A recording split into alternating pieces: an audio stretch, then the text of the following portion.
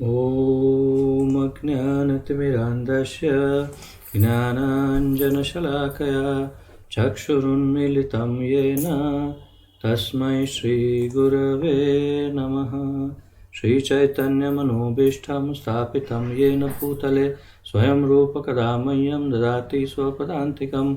वन्देऽहं श्रीगुरुं श्रीयुतपदकमलं श्रीगुरुन् वैष्णवांश्च श्रीरूपं साग्रजातं सहगण रघुनाथान्वितं तं सजीवं साद्वैतं सावधूतं परिजनसहितं कृष्णचैतन्यदेवं श्रीराधाकृष्णपादान् सहगण ललिता श्रीविशाखान्वितांश्च। हे कृष्ण करुणा सिन्धो दीनबन्धो जगत्पते गोपेश गोपिकान्त राधाकान्त नमोऽस्तुते। तप्त कांचन गौरांगी राधे वृंदावनेश्वरी वृषभानुसुते देवी प्रणमामि हरिप्रिये। वाञ्छाकल्पतरुभ्यश्च कृपा सिन्धुभ्य एव च पतितानां पावनेभ्यो वैष्णवेभ्यो नमो नमः। अनन्तकोटि वैष्णववृन्द की जय। नमो ओं विष्णुपादाय कृष्णप्रेष्ठाय भूतले श्रीमते जयपताका स्वामिन् इति नामिने। नमो आचार्यपादाय निताय कृपाप्रदायने गौरकथा धामदाय नगरग्रामतारिणे। नमः ओं विष्णुपादाय कृष्णप्रेष्ठाय भूतले श्रीमते भक्तिवेदांत स्वामिन् इति नामिने। नमस्ते सारस्वते देवे गौरवाणी प्रचारिणे निर्विशेषशून्यवादी पाश्चात्यदेशतारिणे। जय श्री कृष्ण चैतन्य प्रभु नित्यानंद श्री अद्वैत गदाधर श्रीवासादि गौरभक्तवृंद। हरे कृष्ण कृष्ण कृष्ण हरे हरे हरे राम राम राम हरे हरे। हरे कृष्ण कृष्ण कृष्ण हरे हरे हरे राम राम राम हरे हरे। हरे कृष्ण कृष्ण कृष्ण हरे हरे हरे राम राम राम हरे हरे।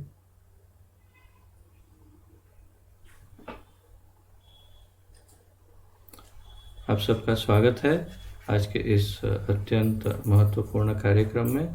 और जैसा कि आप जानते हैं, हमारे इस्कॉन के संस्थापक आचार्य श्री श्रीमद् अभय चरणारविंद भक्तिवेदांत स्वामी श्रील प्रभुपाद जी द्वारा लिखित इस महत्वपूर्ण ग्रंथ का हम अध्ययन कर रहे हैं। इसका शीर्षक है भगवान श्री चैतन्य महाप्रभु का शिक्षामृत, जिसके अंतर्गत श्रील प्रभुपाद जी ने चैतन्य चरितामृत से भगवान श्री चैतन्य महाप्रभु की शिक्षाओं का संकलन करके हमें प्रदान किया है। और जैसा आप जानते हैं, हम अभी श्री सनातन गोस्वामी को जो उनकी दी हुई शिक्षा है उसका अध्ययन कर रहे हैं। तो श्रीला सनातन शिक्षा का अध्ययन अभी हमारा जारी है और 14वां अध्याय हम कर रहे हैं। 14वें अध्याय का शीर्षक है भगवान श्री कृष्ण तथा भक्तों का प्रेम आस्वादन। तो भगवान और उनके भक्तों के बीच का जो प्रेम आस्वादन है उसका हम अभी अध्ययन कर रहे हैं। तो आइए, जहाँ से कल विराम लिया था वहीं से आज आगे बढ़ते हैं।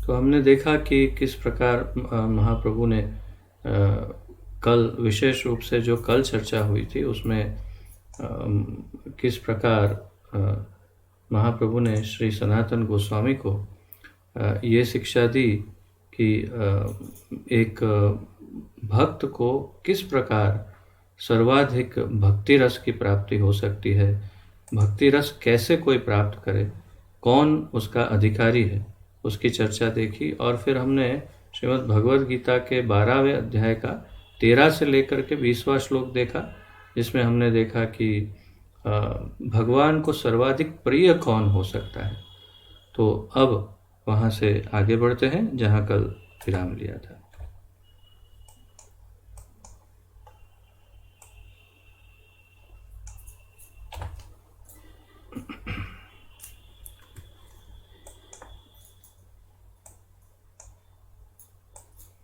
यदि कोई इस अलौकिक स्तर पर आरूढ़ न हो, इस भागवत जीवन का अनुमोदन मात्र करे, तो वह भी भगवान श्री कृष्ण का अत्यंत प्रिय बन जाएगा। तो यदि कोई इस अलौकिक स्तर पर आरूढ़ ना हो, कौन से अलौकिक स्तर पर, जिसकी कल पिछले 2 दिन से हम चर्चा कर रहे हैं, 2-3 दिनों से, या बल्कि थोड़े अधिक दिनों से, कि जो भाव भक्ति का या प्रेम भक्ति का या फिर यहाँ तक कि रुचि का भी, ये रति का भी अगर स्तर हो, तो ये तीनों स्तर में से किसी भी उच्च अलौकिक स्तर पर कोई यदि आरूढ़ ना हो, लेकिन इस भागवत जीवन का अनुमोदन मात्र करे, तो भी वह भगवान श्री कृष्ण का अत्यंत प्रिय बन जाएगा। अनुमोदन शब्द क्या है? क्योंकि जब तक हम इस शब्द का, अनुमोदन शब्द का अर्थ नहीं समझेंगे, तब तक हम नहीं समझ पाएंगे कि ये क्या करने से सिर्फ भगवान के प्रिय हो सकते हैं।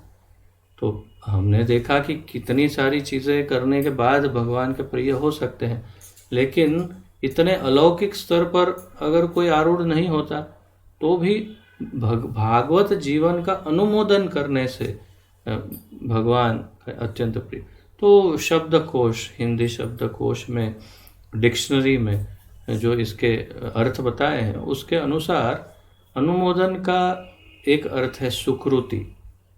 यदि कोई उसकी सुकृति करता है, यदि कोई उसको धन्य बताता है कि हाँ बहुत अच्छा है, बहुत अच्छा है, आप जो कर रहे हो बहुत अच्छा है, हम नहीं कर सकते, आप कर रहे हो बहुत अच्छा है, या कोई ये कहे कि हाँ हाँ ये करने योग्य है, बहुत अच्छा, सुंदर, बहुत अच्छा, करो करो, या फिर कोई ये कहे कि हाँ आपको पता है ये करने से बहुत फ़ायदा हो सकता है, अर्थात किसी तरह से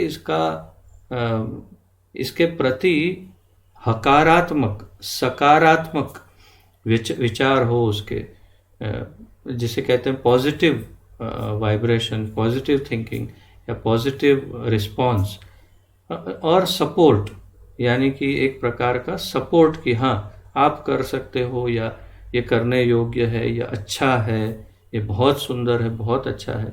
तो उसका अनुमोदन मात्र जो करता है, किसका? इस भागवत जीवन का, वह भी भगवान श्री कृष्ण का अत्यंत प्रिय बन जाएगा। तो ये हमारे लिए नहीं है लाइन, हमारी सब के जितने सुन रहे हैं, जो सुनने वाले हैं, हम सब की डिक्शनरी से, मतलब ये हमारी मेमोरी से इतनी लाइन को डिलीट कर देना, क्योंकि अगर डिलीट नहीं करेंगे तो गड़बड़ हो सकती है। हम सोचेंगे हमें अभी करने की क्या ज़रूरत है, हम सिर्फ अनुमोदन मात्र करते हैं और भगवान के प्रिय हो जाएंगे, तो हमें ये सब परिश्रम करने की क्या आवश्यकता है। हमें तो बस भगवान का प्रिय होना है ना, तो केवल अनुमोदन करते हैं, बहुत अच्छा करते हैं और हो जाएगा काम। तो नहीं, ऐसा मत करिएगा। हमें साधन भक्ति करनी है और भगवान को और अधिक प्रसन्न करना है, भगवान के भक्तों की सेवा करनी है, लोगों को भक्त बनाना है। तो इसलिए केवल अनुमोदन नहीं करना। लेकिन यदि कोई घर में कोई ऐसा हो, पड़ोस में हो, मित्र मंडल में, संबंधियों में, जो नहीं करता हो या नहीं कर पाता हो, परंतु केवल इसका अनुमोदन ही कर लेता हो, तो भी भगवान उसे, अगर पूतना को अपने धाम गोलोक में ले जा सकते हैं, तो फिर जो अनुमोदन कर रहा है उसे क्यों नहीं ले जाएंगे। तो उसके भी ये अत्यंत प्रिय हो जाएंगे ये जीव। तो इसलिए इससे स्पष्ट होता है कि भगवान की दया का सागर जो है वो अखूट है, अखूट, अर्थात जिसकी कोई सीमा नहीं है। इनकी करुणा के सागर की अत्यंत विशाल सागर है उनकी करुणा का, और ये स्पष्ट हो रहा है इससे। तो तात्पर्य यह है कि भगवान दयालु है, परंतु हमें हमारी साधन भक्ति करनी चाहिए। जो नहीं कर सकते परंतु अच्छा है बोलते हैं, उनके लिए भी दरवाजे खुले हैं। श्रीमद् भागवत 2.2.5 दूसरा स्कंद, दूसरा अध्याय और 5वां श्लोक, उसमें उल्लेख है कि भक्त को सदा सर्वदा श्री कृष्ण की कृपा पर निर्भर रहना चाहिए। तो इसकी भी हमने कल काफ़ी बृहद चर्चा की कि भगवान के जो भक्त हैं वो केवल भगवान की कृपा पर ही निर्भर रहते हैं या रहना चाहते हैं और रहना चाहिए। अपनी शारीरिक आवश्यकताओं के लिए प्रयत्न किए बिना अपने आप प्राप्त सामग्री में ही संतुष्ट रहें। तो ये एक साधु, एक वैरागी, एक साधु, एक विरक्त आत्मा, भजनानंदी, गोस्वामी, सन्यासी, ब्रह्मचारी, इन सब की भाषा उनके लिए जो योग्य हो ऐसा लगता है, परंतु वास्तव में ये प्रत्येक भक्त के लिए संपूर्ण रूप से सत्य है। कोई भी अवस्था का भक्त क्यों ना हो, किसी भी अवस्था का, किसी भी स्तर का, चाहे वो सन्यासी हो, चाहे गृहस्थ हो, चाहे बहुत बड़ा बिजनेसमैन हो, चाहे मंदिर में ब्रह्मचारी हो, कोई भी हो, सबके लिए ये रूल क्या है? अपनी शारीरिक आवश्यकताओं के लिए प्रयत्न किए बिना, शारीरिक आवश्यकताओं के लिए प्रयत्न किए बिना अपने आप प्राप्त सामग्री में ही संतुष्ट रहें। कितना बड़ा चैलेंज है, कितना ओह, इससे कठिन, इससे कठोर तपस्या और क्या हो सकती। परंतु तपस्या है, और शुरुआत में तो ये तपस्या लगेगी, परंतु ये तपस्या ही तो हमारी साधन भक्ति का एक अंग है कि हम अपनी शारीरिक आवश्यकताओं के लिए प्रयत्न किए बिना अपने आप प्राप्त सामग्री में ही संतुष्ट रहें। सुखदेव जी के आदेश अनुसार किसी विषयी मनुष्य के से कभी किसी सहायता की याचना न करें। सुखदेव गोस्वामी महाराज परीक्षित को कहते हैं कि जो विषयी मनुष्य हैं, तो हमने कुछ दिनों पूर्व जो चर्चा सुनी थी, स्त्री संगी, भगवान ने कहा चैतन्य महाप्रभु स्त्री संगी का अर्थ आप सबको समझाया था कि उसका क्या अर्थ है। तो अर्थात जो भोगी है, तो जो भोगी है, विषयी है, गृहमेधी है, जो गृहस्थ नहीं, गृहमेधी है। तो ऐसे गृहमेधी, विषयी, भोगी, स्त्री संगी, इंद्रिय तृप्ति के लिए अपना जीवन बिताने वाला व्यक्ति, ऐसे व्यक्ति के पास कभी किसी सहायता की याचना न करें। तो विषयी, सामान्य भोगी व्यक्तियों के पास कभी किसी वस्तु की याचना नहीं करनी चाहिए। जहाँ तक शारीरिक अनिवार्यताओं का संबंध है, तो भी मार्ग में पड़ा जीर्ण वस्त्र उठा सकता है। जहाँ तक शारीरिक थोड़ी भारी लग सकती है ये बातें, परंतु जहाँ तक संभव हो कर सकते हैं, अच्छी बात है। नहीं कर सकते तो मन से तो प्रयास कर सकते हैं, क्योंकि जरा कठिन है, ये बहुत ज़्यादा ही कठिन है। जहाँ तक शारीरिक अनिवार्यताओं, अनिवार्यता, जिसको टाला नहीं जा सकता, अनिवार्य मतलब पड़ेगा ही, करना ही पड़ेगा या होना ही पड़ेगा, उसे अनिवार्य कहते हैं। जैसे हमें, हमारे सामान्य मनुष्यों को खाना ही पड़ता है, सोना ही पड़ता है, अनिवार्यता है। शौच जाना ही पड़ता है, ऐसे अनिवार्य। तो ये अनिवार्य, जहाँ तक शारीरिक अनिवार्यताओं का संबंध है, कोई भी मार्ग में पड़ा जीर्ण वस्त्र उठा सकता है। रास्ते में वस्त्र पड़े रहते हैं, कोई भी जीर्ण अर्थात फटा हुआ पुराना मैला जर्जरित बहुत बुरी अवस्था में ऐसा वस्त्र उठा सकता है, पेड़ों से फल तथा नदियों से जल ले सकता है। बहुत सारे पेड़ हैं, सिटी में नहीं मिलते ज़्यादा, परंतु जंगलों में बहुत पेड़ है। किसी पर भी चढ़ जाओ, फल तोड़ो, खाओ। बहुत नदियाँ बहती है, पानी पियो जितना पीना है। तो ये बहुत भयानक कठिन तपस्या लगती है, परंतु महाप्रभु सनातन गोस्वामी को ये करने को कह रहे हैं।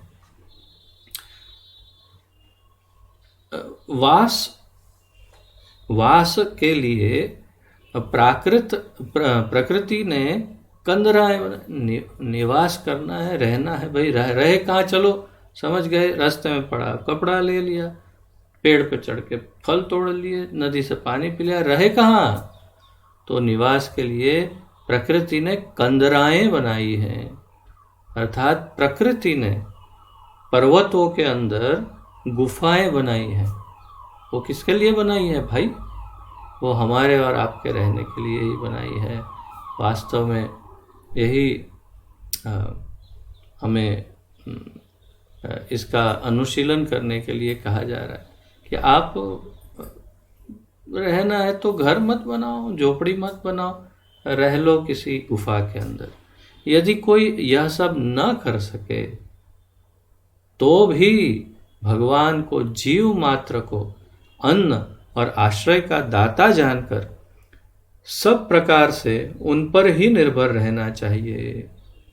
तो जो अभी अभी बताई सारी प्रक्रियाएं, जो तरीका बताया, मेथड, वो सारा भगवान पर संपूर्ण रूप से निर्भर होकर रहने का तरीका था। अर्थात ये कि संपूर्ण रूप से प्राकृतिक रूप से जो मिल रहा है उस पर निर्भर। जो रास्ते में पड़ा है वो उठा लिया, वही पहन लिया, जो फल मिले खा लिया, जो जल मिला पी लिया, बस। परंतु अगर ये ना हो सके तो फिर तो भी भगवान को, जीव मात्र को अन्न और आश्रय का दाता जानकर सब प्रकार से उन पर ही निर्भर रहना चाहिए। तो भी जो भी हम जीवन में कर रहे हैं, जैसे नौकरी, बिजनेस आदि जो कुछ कर रहे हैं, उसमें संतोषी भाव हो, संतोषी स्वभाव हो हमारा, कि बहुत ही कड़ा परिश्रम, बहुत ही परेशानी, टेंशन, ये खिंचा तानी खिंचा, कुछ नहीं। जो ठाकुर जी दे रहे हैं, हम बिजनेस कर रहे हैं, जो आ रहा है वो खा रहे हैं, उसी में गुजारा कर रहे हैं। हमारे जीवन का ध्येय है ठाकुर जी को प्रसन्न करना, उनके भक्तों को प्रसन्न करना, सेवा करना, प्रचार करना। हमें कैसे जीवित रखना, ये काम हमारा नहीं है। वो काम किसका है? वो ठाकुर जी का काम है। हमारे ठाकुर जी का काम ये है कि भक्त जीवित कैसे रहेगा, खाएगा पिएगा कैसे, तो उसका काम वो करते हैं, हमारा काम हम करेंगे।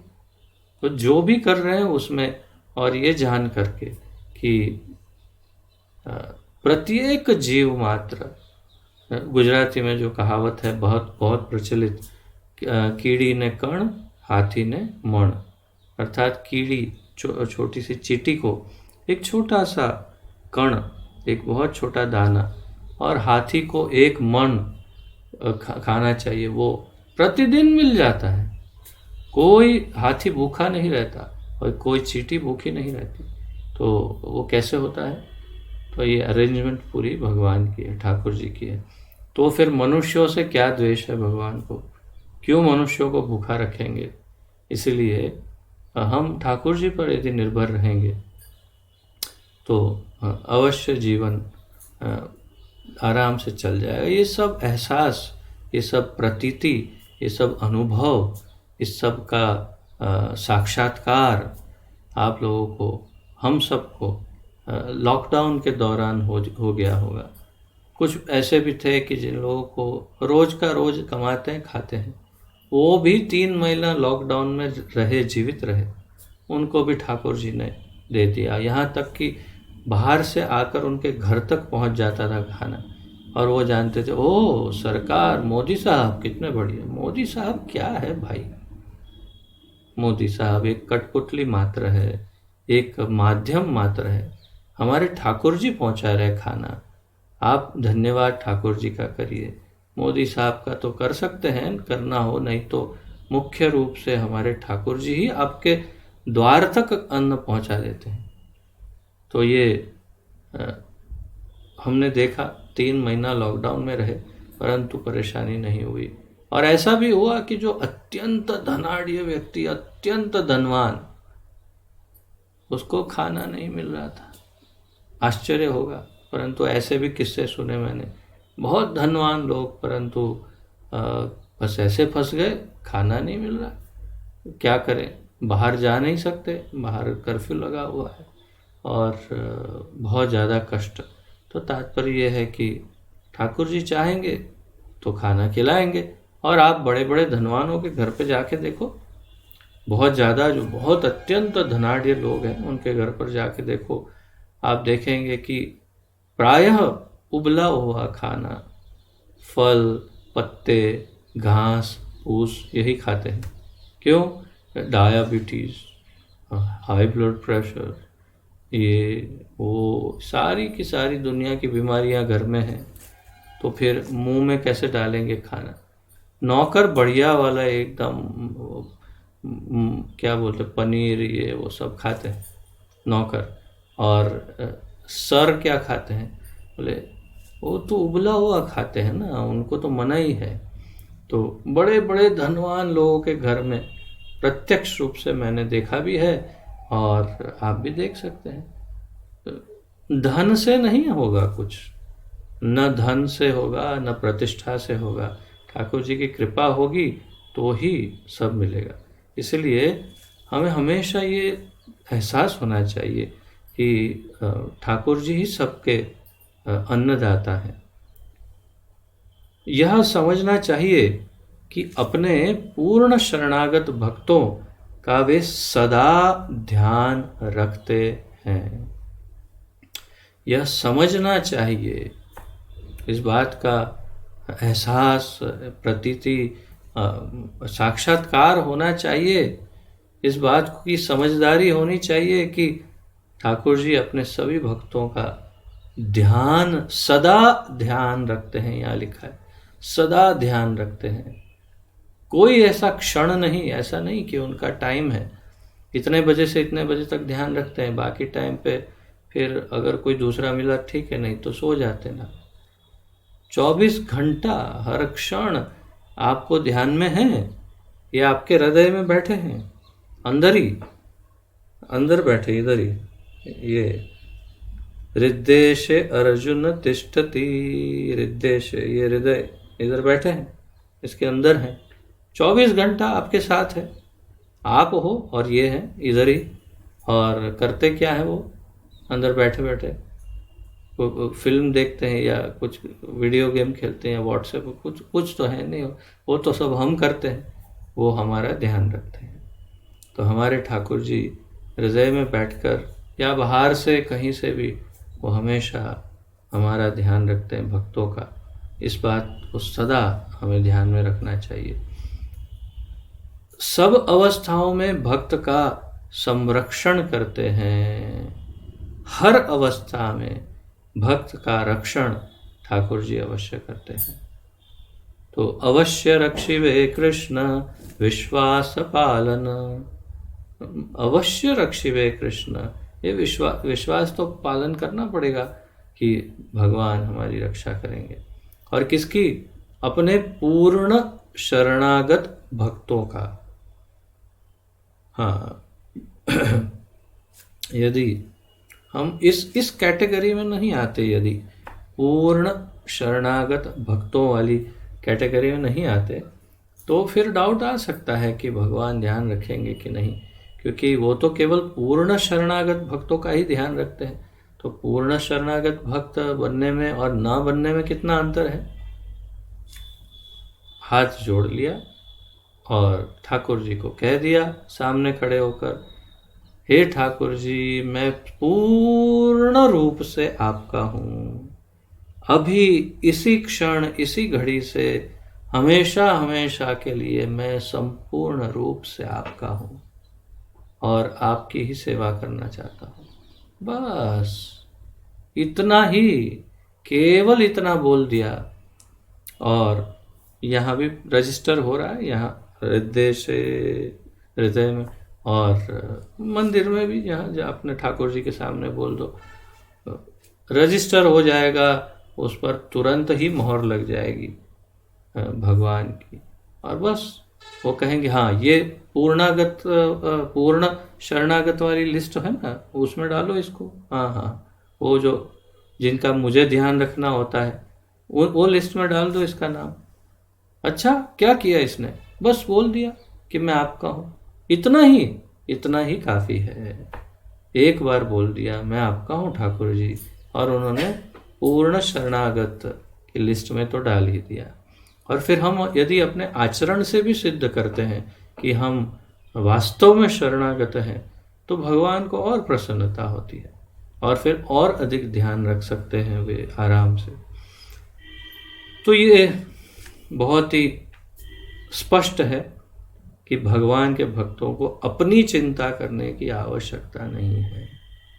बहुत बड़ा दुर्भाग्य, मैं क्या बताऊं, मैंने अच्छे अच्छे भक्तों को देखा है, कभी कभी कहने लग जाते हैं, परंतु परिश्रम तो करना ही पड़ता है ना, परंतु पुरुषार्थ तो करना ही पड़ता है ना, परंतु नौकरी धंधा तो कर,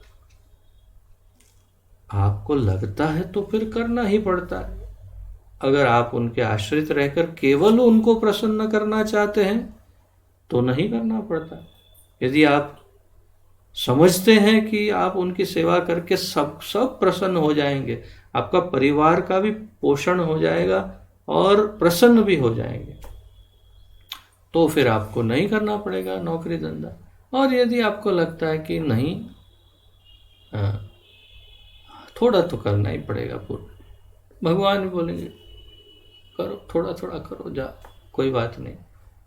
ये यथा मां प्रपद्यन्ते तांस्तथैव भजाम्यहम्। ये यथा मां प्रपद्यन्ते तांस्तथैव भजाम्यहम्। जितनी डिग्री में मेरा हुआ, उतनी डिग्री में मैं उसका हुआ। तो हमें तय करना है कि हम भगवान के कितने परसेंटेज में हो सकते हैं, उतना वो में हमारे हो जाएंगे। तो बस ये है कि हमें एक बार बैठ करके, शांति से बैठ करके तय करना होगा कि ये जीवन बहुत स्पीड में जा रहा है, इतनी ज़्यादा स्पीड में जीवन बीत रहा है, और ये जीवन दोबारा नहीं मिलेगा। तो फिर मुझे इस जीवन में क्या करना है, उसका निश्चय एक बार बैठ करके कर लेना पड़ेगा कि मुझे एक सामान्य जीवन जीना है, कि मुझे बस ठाकुर जी और उनके भक्तों को प्रसन्न करना है। और फिर यदि मान लो किसी कारणवश ठाकुर जी ध्यान नहीं रखते, तो भी कोई प्रॉब्लम नहीं है। मुझे तो यही प्रसन्नता होगी कि मेरे ठाकुर जी प्रसन्न होने चाहिए। ये तो संभव ही नहीं है, परंतु क्योंकि वो भगवान है, सर्वशक्तिमान है, और सबसे बड़ी बात यह है कि वो यहीं पर बैठे हुए हैं, इसलिए यहाँ से वो डायरेक्ट देख सकते हैं कि क्या हो रहा है मेरे भक्त के साथ। तो ये तो संभव ही नहीं कि वो ध्यान नहीं दे पाए, परंतु अगर उन्होंने ध्यान नहीं भी दिया तो भी बिना किसी कंप्लेन के, ये नहीं कि चलो मैंने सब छोड़ दिया, ठाकुर जी की सेवा कर रहे, और फिर आज तो कुछ खाना ही नहीं मिला ठाकुर जी, क्या आपने तो प्रॉमिस किया था ना, ऐसा कैसे चलेगा? आपने जब प्रॉमिस किया तो खाना तो मिलना ही चाहिए ना।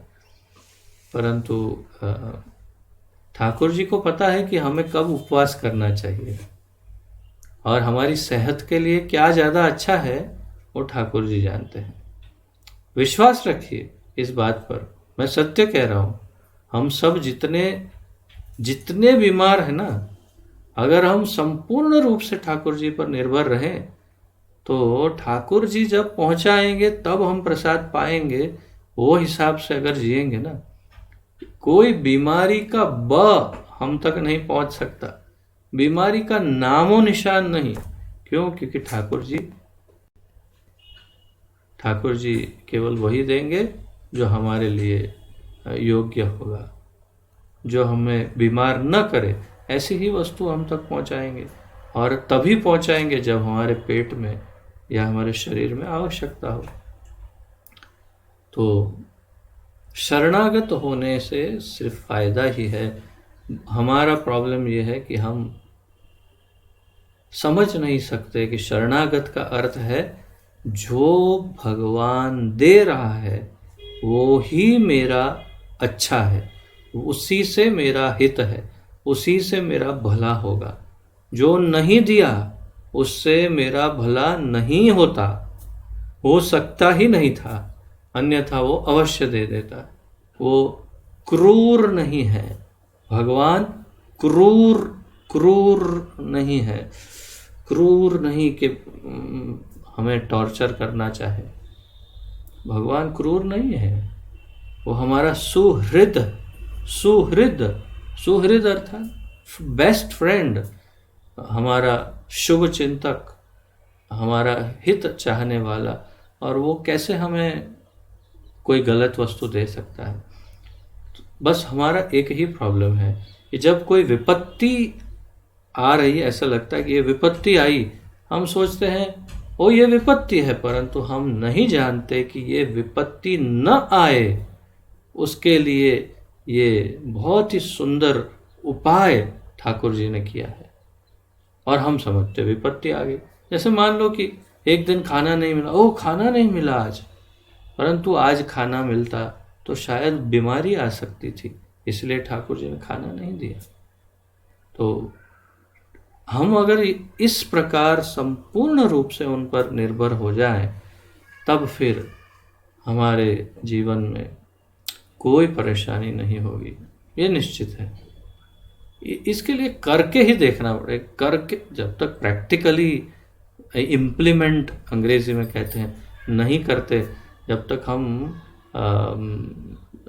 क्या कहते हैं वास्तव में इसको करके नहीं देखते भगवान की शरणागति का आनंद, तब तक हम कैसे उसका आस्वादन कर सकते हैं? तो करके देखें।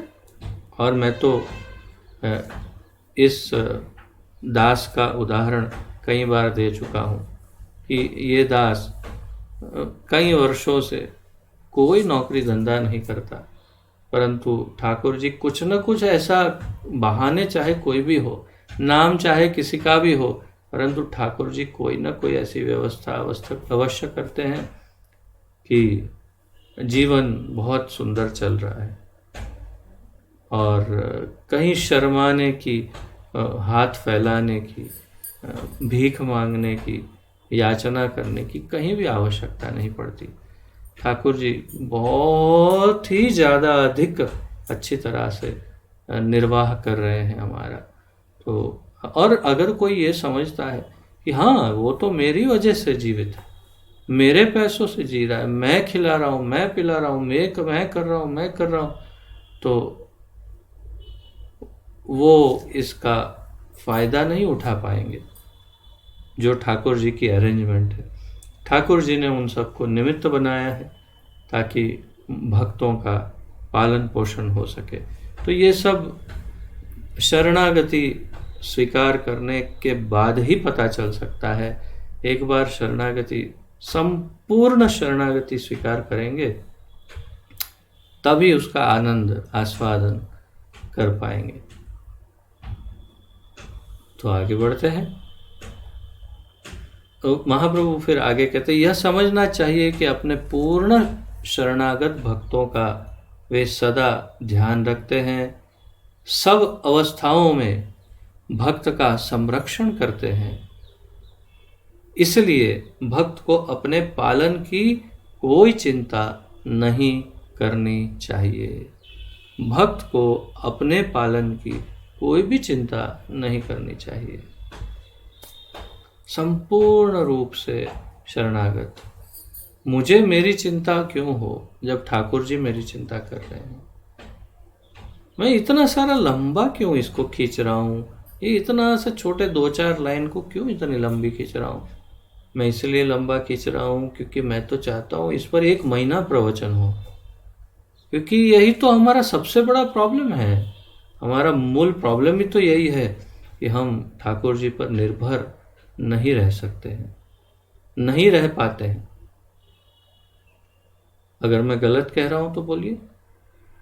हम ठाकुर जी पर संपूर्ण रूप से निर्भर नहीं रह सकते, नहीं रह पाते, इसीलिए मैं इसको लंबा कर रहा हूं। शायद मेरी इन बातों से शायद कोई प्रभाव पड़े और शायद शरणागति बढ़े, तो ठाकुर जी बहुत प्रसन्न होंगे। इसीलिए मैं प्रयास कर रहा हूँ आपको समझाने का कि निश्चिंत होकर अगर आप भगवान के हो जाएंगे तो वो आपकी देखभाल वैसे भी कर रहा है। अगर आप उनके हैं कि नहीं, वो सबका पालन पोषण कर रहे हैं, तो फिर भक्तों का क्यों नहीं करेंगे? तो इस प्रकार हमें मेरे मत अनुसार एक बार ट्रायल करनी पड़ेगी। जैसे मैंने ट्रायल की और मेरी ट्रायल सक्सेसफुल हो गई, तो आप लोग भी यदि ट्रायल करना चाहें तो गुरु से परामर्श करके क्योंकि एक बार ऐसा हो चुका है, इसलिए दोबारा फिर अब मैं ये कहूँगा कि अपने शिक्षा गुरु, पथ प्रदर्शक गुरु या दीक्षा गुरु से एक बार विचार विमर्श करके फिर आप ऐसी ट्रायल का डिसीजन ले सकते हैं। इस प्रकार श्री सनातन गोस्वामी ने भक्ति की सब स्थितियों के संबंध में पूछा।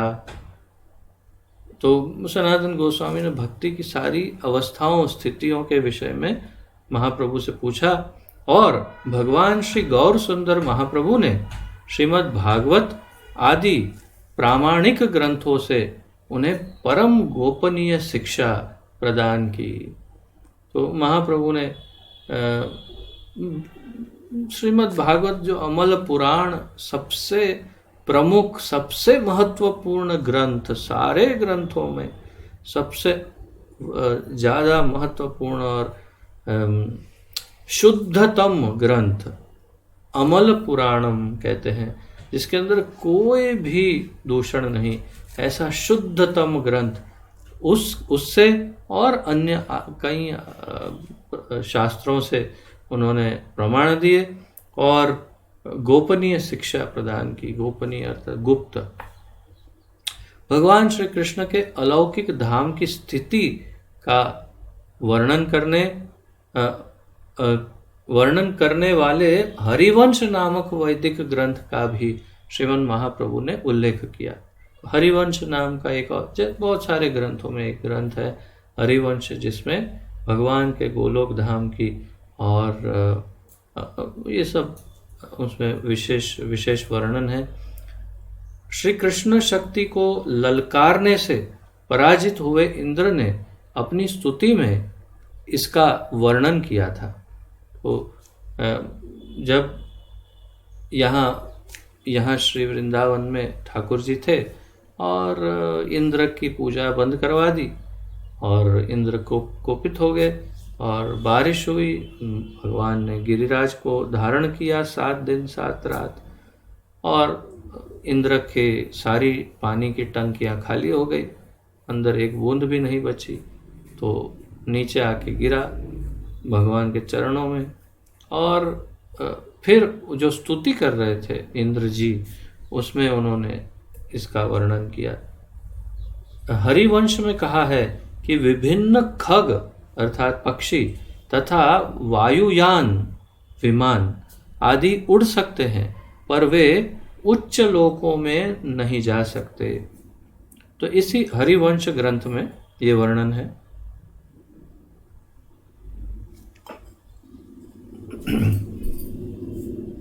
पक्षी उड़ते हैं आकाश में, वायुयान, एयरप्लेन, रॉकेट आदि उड़ उड़ के ऊपर ऊपर ऊपर जा सकते हैं, परंतु दिव्य लोकों में, परव्योम में नहीं जा सकते। उच्च लोक सूर्य से शुरू होते हैं, क्योंकि सूर्य ब्रह्मांड के मध्य में स्थित है। सूर्य के ऊपर वे उच्च लोक हैं जिन्हें उनके निवासी महान तपस्या एवं त्याग से प्राप्त करते हैं। तो हम आपको यदि वो गोलोक चार्ट याद हो, उसमें जो हमारा ब्रह्मांड था उसमें दिखाया था, उसमें मध्य में पृथ्वी है, ऊपर 6 स्वर्गलोक, नीचे 7 पाताल लोक। स्वर्गलोक में अलग अलग स्तर है, उसमें तपलोक है जहाँ ऋषि मुनि रहते हैं इत्यादि। उसमें सूर्यलोक प्रथम, उच्च लोकों में सूर्यलोक प्रथम है, ऐसे कह रहे हैं यहाँ पर महाप्रभु।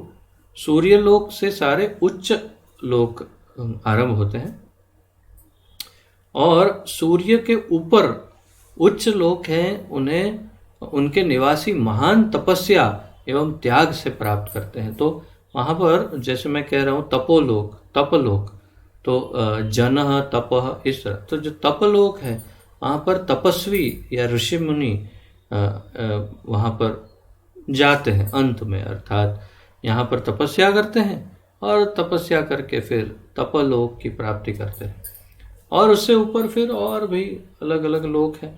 तो फिर ब्रह्मलोक सबसे ऊपर है, सत्यलोक जिसे कहते हैं।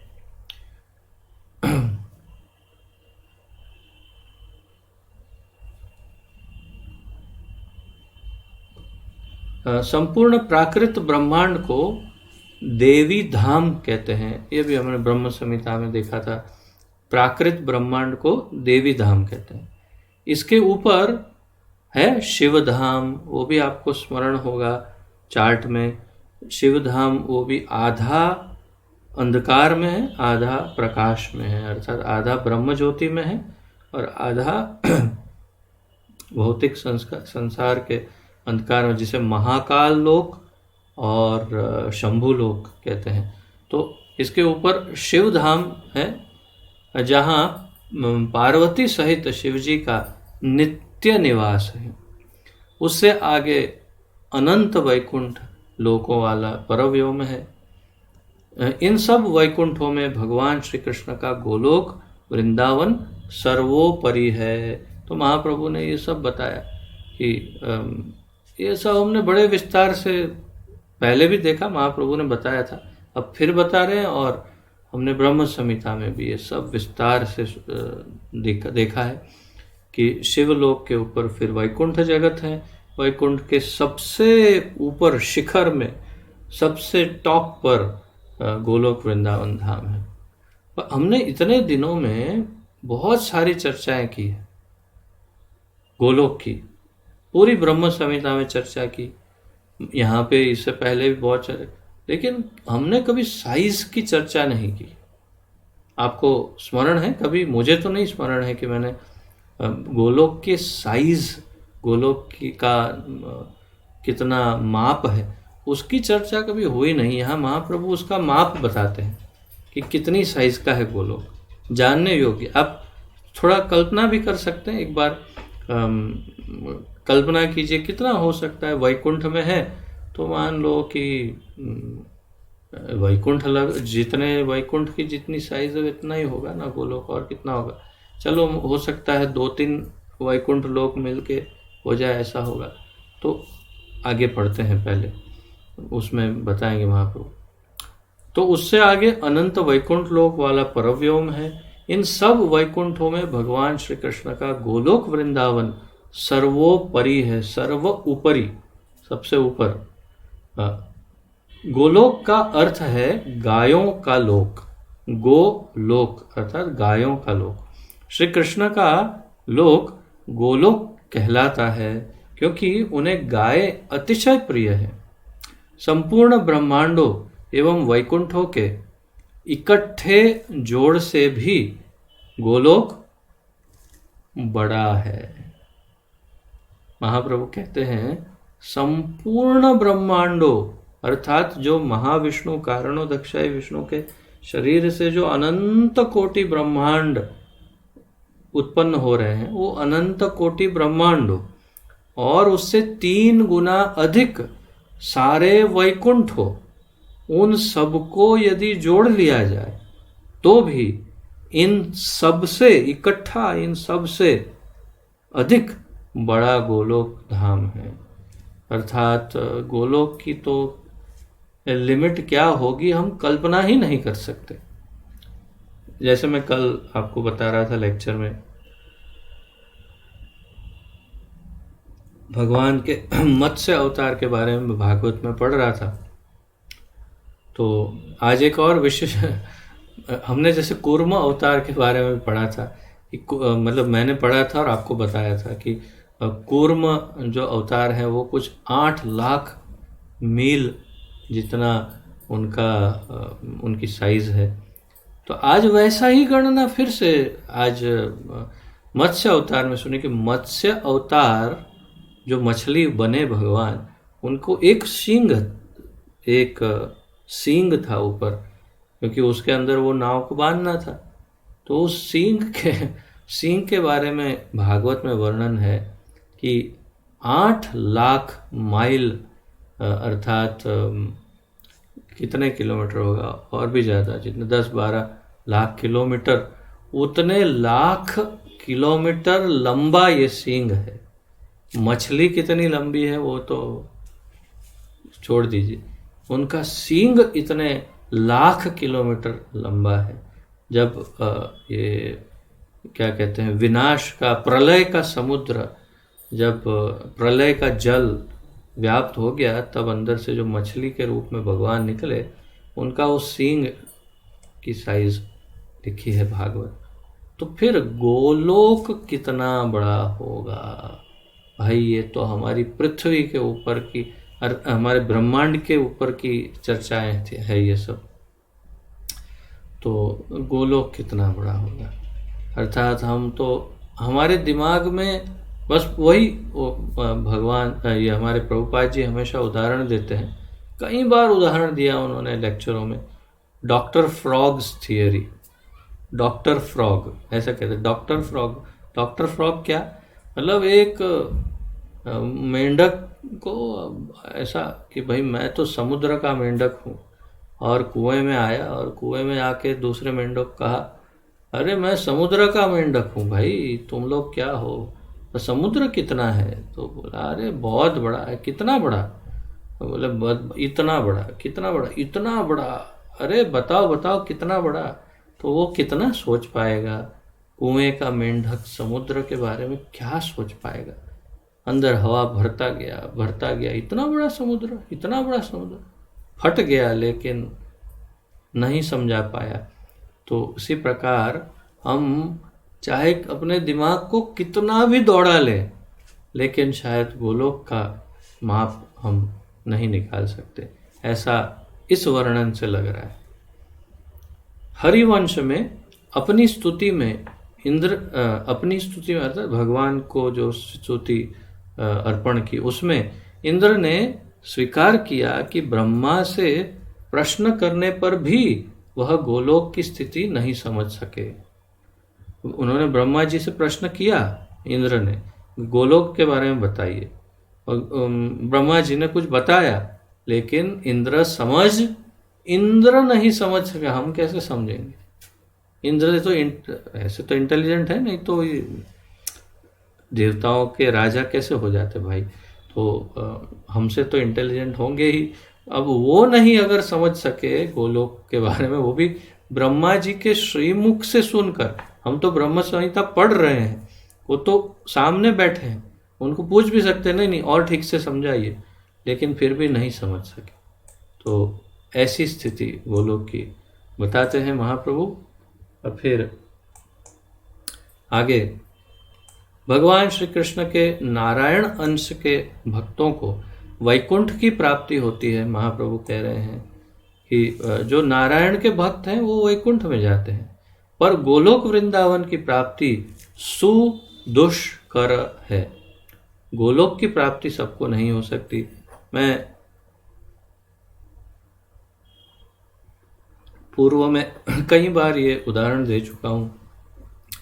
श्रील सनातन गोस्वामी का वो ग्रंथ बृहद भागवतामृत, जिसकी मेरी इच्छा है कि हम सब कभी मिलकर के इसी प्रकार इसका अध्ययन करेंगे। उस बृहद भागवतामृत में सनातन गोस्वामी ने ये सिद्ध किया, स्थापित किया है एक बहुत सुंदर उदाहरण के द्वारा कि वास्तव में द्वारिका धाम तक एक भक्त जो यहाँ पहले वृंदावन में था, गोप कुमार, वो द्वारिका धाम तक पहुँच जाता है। दिव्य द्वारिका धाम जो वैकुंठ में है वहाँ तक पहुँच जाता है, परंतु फिर वहाँ द्वारकाधीश को कहता है कि मुझे तो वृंदावन जाना है, अर्थात गोलोक जाना है। और द्वारकाधीश कहते हैं कि मैं तुम्हें नहीं भेज सकता, वहाँ जाना हो तो इस भूलोक वृंदावन में आकर के हरिनाम संकीर्तन करना पड़ेगा। जब इस भूलोक वृंदावन में आकर हरिनाम संकीर्तन करोगे तभी तुमको गोलोक वृंदावन की प्राप्ति हो सकती है।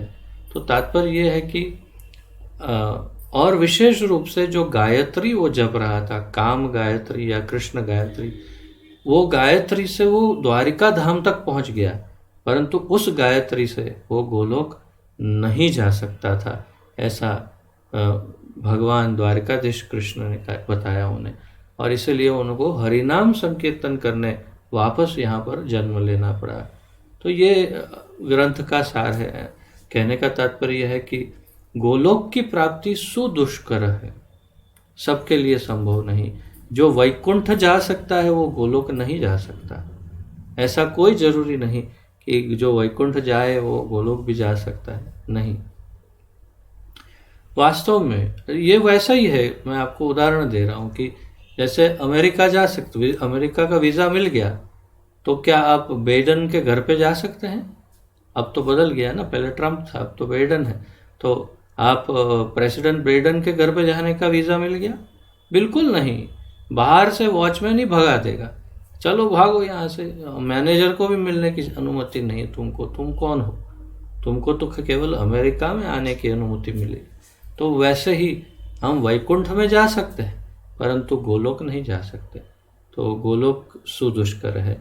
वास्तव में उस लोक की प्राप्ति केवल, ये सुनिए, वास्तव में उस लोक की प्राप्ति केवल श्री महाप्रभु गौर सुंदर चैतन्य देव अथवा भगवान श्री कृष्ण के भक्तों को ही हो सकती है।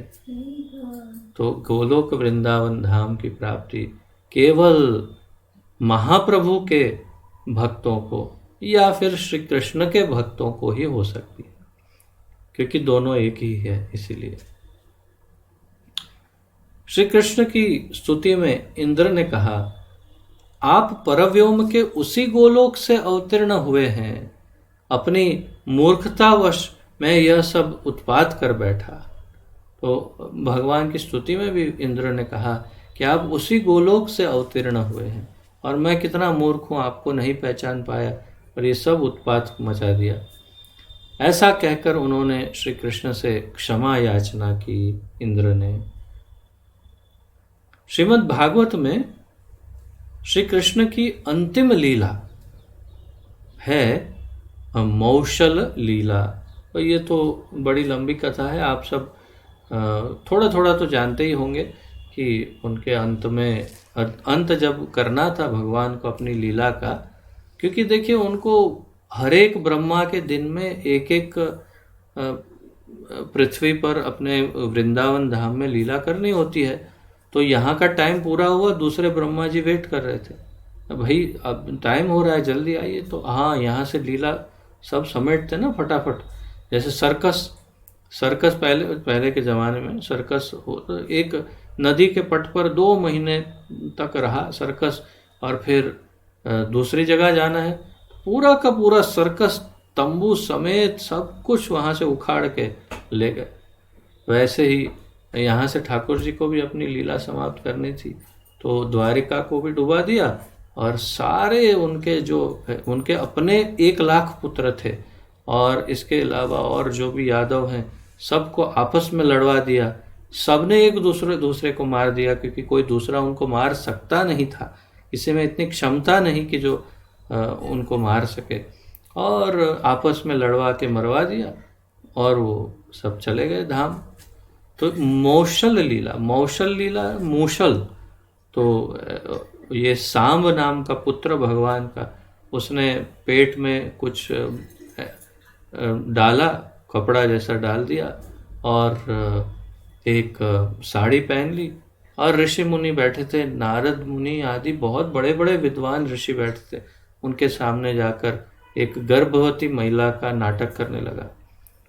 और ऋषि मुनि तो अत्यंत दीर्घ दृष्टि, दिव्य दृष्टि प्राप्त होते हैं, तुरंत समझ गए ये सांब है जो हमसे मजाक कर रहा है। तो क्रोधित हो करके ऋषियों ने श्राप दिया कि तुम्हारे पेट से, और उसने कहा कि मैं गर्भवती हूँ, आशीर्वाद दीजिए, अच्छा बच्चा हो। तो उसने ऋषि मुनि ने कहा हम आशीर्वाद देते हैं कि तुम्हारे गर्भ से जो भी निकलेगा वो तुम्हारे पूरे संपूर्ण खानदान का नाश करने का कारण बन जाएगा। बहुत इंटरेस्टिंग स्टोरी है। और उन्होंने देखा कि अंदर से एक लोहे जैसा कुछ एक वस्तु गिरी एकदम से, मूसल वास्तव में, तो मूसल गिरा लोहे का। तो देखा कि ये तो नहीं डाला था हमने, ये कहाँ से हो गया? बोले ये श्राप का कारण है। तो कहा कि ये मूसल अगर हम सबके नाश का कारण होगा तो इस मूसल का ही नाश कर देते हैं। और सबसे इंटरेस्टिंग बात यह है कि इन्होंने ये हु इज दिस दादा कौन थे कृष्ण के, मतलब नाना जी, उग्रसेन जी को भी उसमें शामिल कर लिया। उनको भी पूछा, उन्होंने कहा कृष्ण कुछ मत बोलना, चुप रहना, इस ऐसा करते हैं, इसका चूरा कर देते हैं, चूरा करके नदी या सागर में डाल देते हैं। ठीक है, ऐसा करते हैं, फिर तो कोई प्रॉब्लम नहीं, कोई नहीं। फिर क्या हुआ, चूरा करवा के उसको सागर या नदी में कहीं फिकवा दिया। वहाँ से वो सब बीज रूप में उसके अंदर से एक एक बाम्बू जैसे, लकड़ियों जैसे लोहे के सलिए उसमें से उत्पन्न हुए। ये सारे एक बार गए पिकनिक करने के लिए, चलो पिकनिक करते हैं, कहाँ? समुद्र किनारे जाते, बीच पे जाते हैं, बीच पे आज सन बात लेंगे, मजा कर, चलो ठीक है। दरिया किनारे पहुंच गए, वहीं जाके बैठे जहाँ पर वो चूरा डाला था, और वो सलिए लोहे के रॉड्स उग गए थे मुसल में से। मदिरा पान किया सबने, सब भान भूल गए, और झगड़ा हुआ तो वही मूसल ये सलिए निकाल करके सबको, एक दूसरे को, सबको समाप्त कर दिया। बलराम जी शेष रूप लेकर के अंतर्धान, ऐसे सब ऐसे कुछ वर्णन कहीं कहीं पर है, अलग अलग वर्णन है, परंतु भगवान का क्या हुआ, मूल पॉइंट वो नहीं था जो अभी मैंने स्टोरी बताई। मूल पॉइंट ये है कि भगवान का क्या हुआ। तो इसमें जो गलत स्टोरियां हैं उसको सुधारने के लिए चैतन्य महाप्रभु ने इस बात को उठाया और यहाँ स्पष्ट किया कि भगवान ने वास्तव में क्या किया। कोई कहता है भगवान लकड़ा बन गए और नदी में बहा दिया उनका शरीर, वही जगन्नाथ जी है। कोई कहता है उनको तीर मार दिया उसने और फिर उनके अग्निदाह दिया उनको, ऐसा भी कथा है कि उनको अग्नि संस्कार दे दिया शरीर को। ऐसा अनेक कथा हैं, परंतु यहाँ महाप्रभु स्पष्ट करते हैं। तो श्रीमद् भागवत में श्री कृष्ण की अंतिम लीला है मौशल लीला। संसार से भगवान श्री कृष्ण का रहस्यपूर्ण अंतर्धान भी इसी में आता है। उस लीला में श्री भगवान के व्याध द्वारा मारे जाने का अभिनय किया। भगवान ने अभिनय की, एक्टिंग की है कि वो व्याध के द्वारा मारे गए। वास्तव में अर्जुन को स्पष्ट कहते हैं अब मैं जा रहा हूँ, मेरा टाइम हो गया है मैं, और वास्तव में ऐसा वर्णन है कि वो सीधे वहाँ से डायरेक्ट चले जाते हैं परव्योम में। मतलब उनके वो शरीर छोड़ दिया है, ऐसा नहीं, वो शरीर एक ही तो है, वो सीधे ही डायरेक्ट वहाँ से परव्योम में अपने धाम गोलोक चले जाते हैं।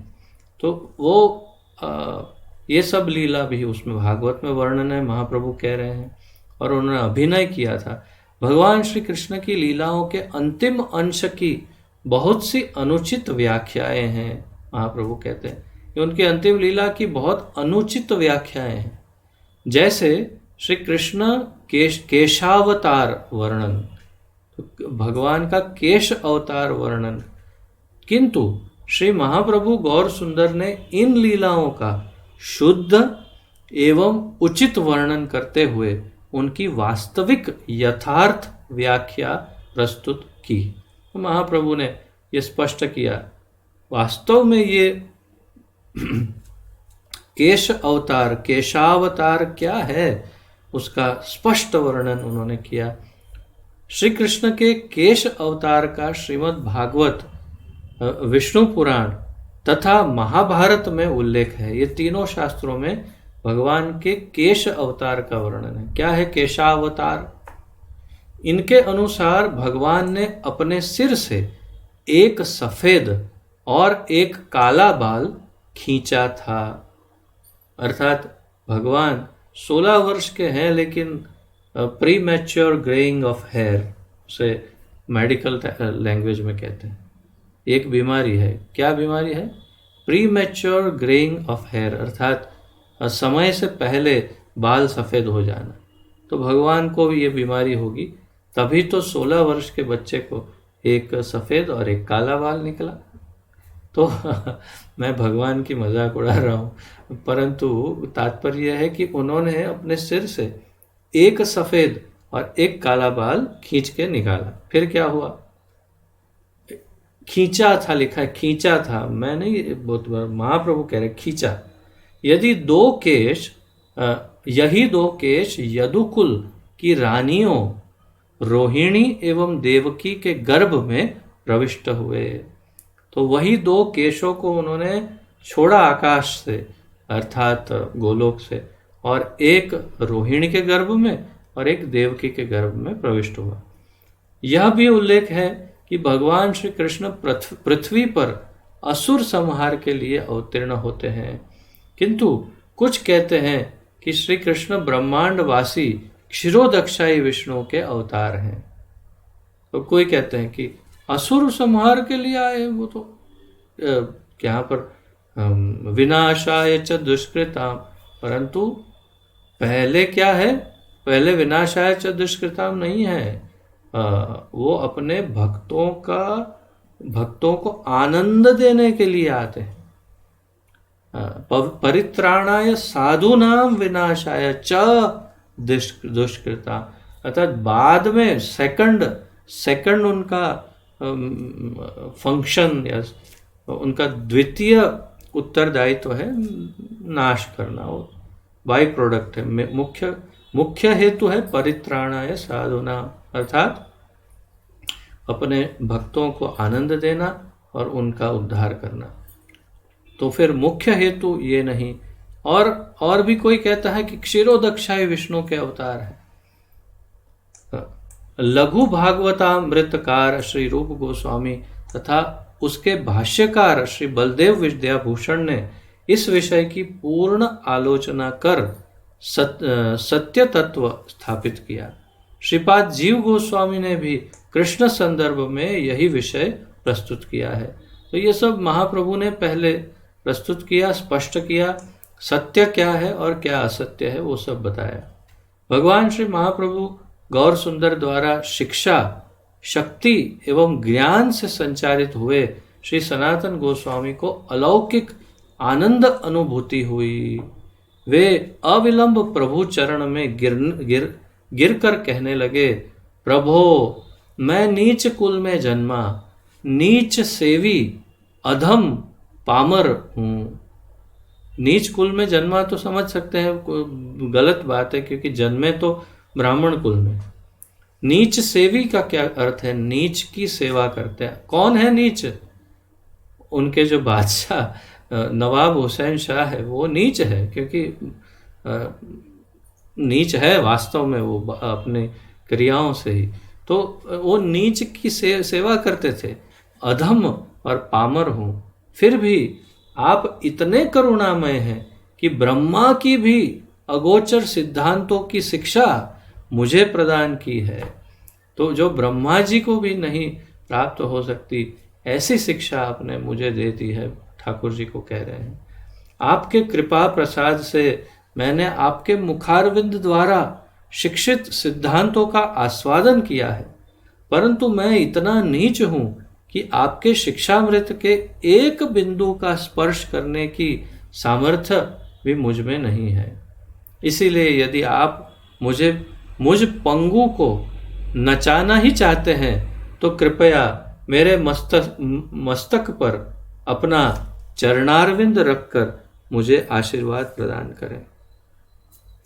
यह है विनम्रता।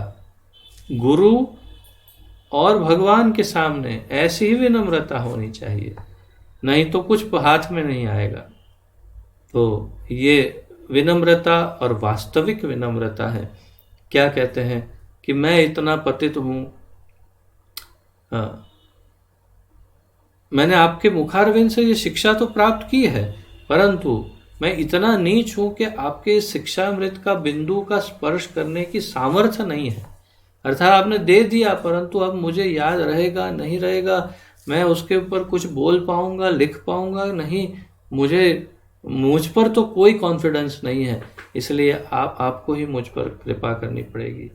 तो इसलिए यदि आप मुझ पंगु अर्थात विकलांग, जो चल फिर नहीं सकता, तो मुझ पंगु को नचाना चाहते हैं, अर्थात पैर नहीं है लेकिन मुझे नचाना चाहते हैं, तो कृपया मेरे मस्तिष्क पर आपका चरण रख दीजिए, आशीर्वाद प्रदान कीजिए। ये कहा और फिर इस प्रकार श्री सनातन गोस्वामी ने श्रीमन महाप्रभु से इस आशीर्वाद के लिए प्रार्थना की कि यह संपूर्ण शिक्षा उनकी कृपा से श्री सनातन के हृदय में स्वतः स्फुरित हो। तो सदैव ये ज्ञान उनके हृदय में स्फुरित होता रहे, ऐसी उन्होंने याचना की। श्री सनातन जानते थे कि श्री महाप्रभु के शिक्षामृत का वर्णन करने में वे सर्वथा असमर्थ हैं, क्योंकि जानते थे कि ये इतना शुद्धतम विषय है और गुप्ततम गुह्यतम विषय है कि इस पर मैं कुछ नहीं बोल सकता, लिख सकता। इसलिए इसमें जब तक कृपा नहीं मिलेगी महाप्रभु की, मैं कुछ नहीं कह पाऊंगा, लिख पाऊंगा। इसका तात्पर्य यही है कि आचार्य अर्थात गुरु उच्चाधिकार प्राप्त होते हैं, गुरु को उच्च अधिकार प्राप्त होता है। केवल शिक्षा से ही दक्षता नहीं होती, केवल एजुकेशन से एक्सपर्ट नहीं होते। नहीं तो डॉक्टर जो मेडिकल कॉलेज में पढ़ते हैं 4 साल पढ़ के सीधा ही क्यों दवाखाना में नहीं बैठते, 1 साल इंटर्नशिप करनी पड़ती है। क्यों? क्योंकि जब तक सीखेंगे नहीं तो वो ज्ञान, पुस्तकीय ज्ञान कोई काम नहीं लगेगा। अर्थात गुरु से यदि ज्ञान प्राप्त नहीं करेंगे तो अपनी शिक्षा से जो प्राप्त किया है वो ज्ञान कुछ फायदा नहीं करेगा। गुरु कृपा बिना ऐसी शिक्षा पूर्ण रूप से प्रभावशाली सिद्ध नहीं होती। अतः गुरु शिक्षा हृदय में प्रकाशित हो, इसके लिए भी गुरु कृपा के लिए याचना अपेक्षित है। मैंने जैसे कहा, गुरु और भगवान दोनों से ही याचना करनी चाहिए, भिक्षा मांगनी चाहिए उनसे। तो अतः गुरु शिक्षा हृदय में प्रकाशित हो और इसके लिए भी गुरु कृपा के लिए याचना अपेक्षित है, याचना करनी चाहिए। श्री सनातन गोस्वामी की याचना से प्रसन्न होकर श्री महाप्रभु ने अपने हस्त कमल का उनके मस्तक पर स्पर्श किया तथा अपनी शिक्षा के पूर्ण प्रकाश का वर दिया, उनको वरदान दिया कि पूरी उनकी शिक्षा वे प्रकाशित कर सकते हैं।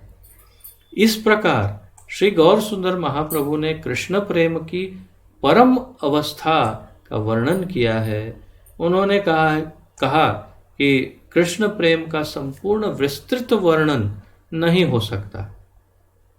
उन्होंने कहा कृष्ण प्रेम का संपूर्ण और विस्तृत वर्णन नहीं हो सकता, तथापि यथासंभव वर्णन किया है। फिर भी जितना संभव था और क्षमा करें, हमारे लिए जो योग्य था उतना उन्होंने वर्णन किया। निष्कर्ष यह है कि जो श्री महाप्रभु गौर सुंदर कृष्ण चैतन्य द्वारा श्री सनातन को दी गई शिक्षा का मनोयोग पूर्वक श्रवण करेगा, निष्कर्ष क्या है? यही तो खास है। निष्कर्ष यह है कि जो श्री महाप्रभु गौर सुंदर श्री महाप्रभु गौर सुंदर कृष्ण चैतन्य द्वारा श्री सनातन को दी गई शिक्षा का मनोयोग पूर्वक हमने जो किया, ये मनोयोग पूर्वक हमने अध्ययन किया, बहुत ध्यान लगा करके किया, उसे मनोयोग पूर्वक कहते हैं। तो मनोयोग अर्थात मिलना, मन को बिल्कुल अंदर लगा के, तो जो मनोयोग पूर्वक श्रवण करेगा उसे, तो श्रवण तो आपने किया, मैं तो बोला, तो उसे क्या प्राप्त होगा? जो श्रवण करेगा उसे अतिशीघ्र कृष्ण प्रेम की प्राप्ति होगी। हरि हरि बोल। तथा वह कृष्ण भक्ति में परायण हो जाएगा। हरि हरि बोल। तो आप सबको अब श्रवण करने का ये फल प्राप्त होगा जो यहाँ शास्त्रों में लिखा है, वही सत्य है। जो श्रवण करेगा उसे अति शीघ्र कृष्ण प्रेम की प्राप्ति होगी तथा वह कृष्ण भक्ति में परायण हो जाएगा। तो यही सत्य है। आप सबको अवश्य, आप चाहे विश्वास करो नहीं करो, ये होगा ही, क्योंकि ये भगवान का वचन है, शास्त्र आज्ञा है और कृष्णदास कविराज गोस्वामी ने लिखा है, तो ये होगा ही अवश्य। तो बस इस प्रकार 14वां अध्याय यहाँ पर समाप्त होता है। और जैसे मैंने कहा था आपको कि बस अब श्री सनातन शिक्षा समाप्त होती है, परंतु आश्चर्य की बात तो ये है कि सनातन शिक्षा समाप्त होने के बाद भी 2 चैप्टर और सनातन शिक्षा में जारी रहेंगे। 15 और 16 2 अध्याय में जो अंत में रह गया वो थोड़ा मसाला, वो भी सब महाप्रभु उनको शिक्षा प्रदान करते हैं। काफ़ी लंबा है चैप्टर, छोटा भी नहीं है, काफ़ी पेजेस है उसमें। तो हम 15वें और 16वें अध्यायों का आने वाले दिनों में अध्ययन करते रहेंगे। तो आज के लिए इतना ही पर्याप्त समझकर हम यहाँ विराम लेते हैं। किसी का यदि कोई प्रश्न आदि हो, कुछ उत्कंठा आदि हो, तो प्रस्तुत कर सकते हैं। आप सबका स्वागत है।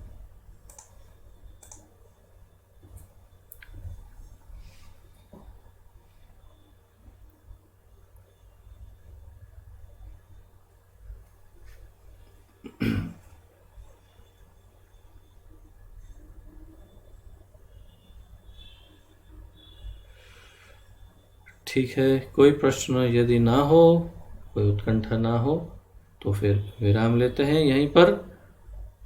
आइए प्रणति निवेदन करते हैं। श्री चैतन्य महाप्रभु की जय। श्रील सनातन गोस्वामी प्रभुपाद की जय। पतित पावन अभय चरणारविंद भक्ति वेदांत स्वामी श्रील प्रभुपाद की जय। पतित पावन गुरुदेव की जय। निताय गौर प्रेमानंदे। हरि हरि बोल। आप सबको कोटि कोटि दंडवत प्रणाम। आप सबका बहुत बहुत धन्यवाद। हरे कृष्ण।